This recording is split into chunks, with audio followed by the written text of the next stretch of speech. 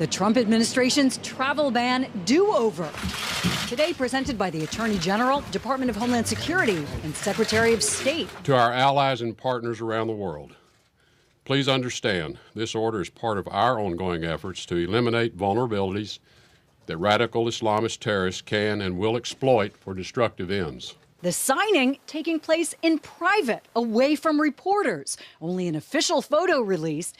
Quite the difference from the big ceremony for the first botched rollout in January in the Pentagon's Hall of Heroes. The new 90-day ban includes 6 Muslim-majority countries, not 7. Iraq is off the list. This after intense lobbying by the Iraqi government, the U.S.'s crucial partner against ISIS. The Trump administration says Iraq is working with the U.S. to implement new security measures.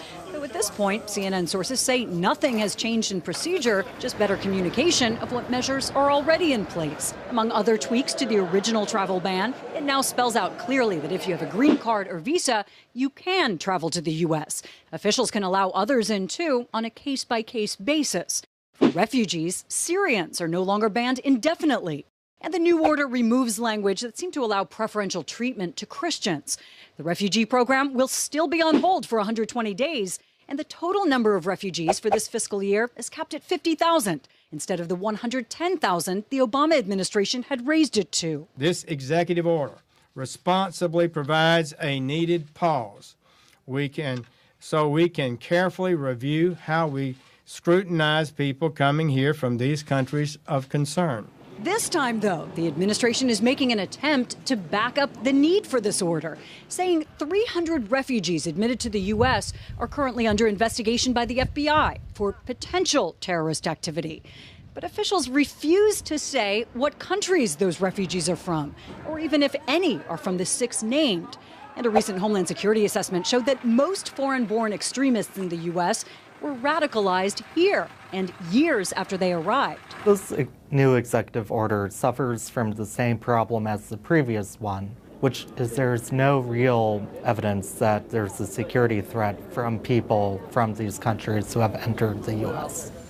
Another question, the urgency. After the first travel ban, President Trump tried to explain why it was rolled out so quickly, without input from lawyers or agencies, without a buffer period. General Kelly, now Secretary Kelly, said, if you do that, all these people will come in a month, the bad ones. I said, how about 1 week? He said, no good. You got to do it immediately, because the problem is we would have wasted a lot of time and maybe a lot of lives, because a lot of bad people would have come into our country. Now, also tweeting, if the ban were announced with a 1-week notice, the bad would rush into our country during that week. A lot of bad dudes out there. Now, the new travel ban rolled out with a 10-day notice, and weeks after the first one was halted in court.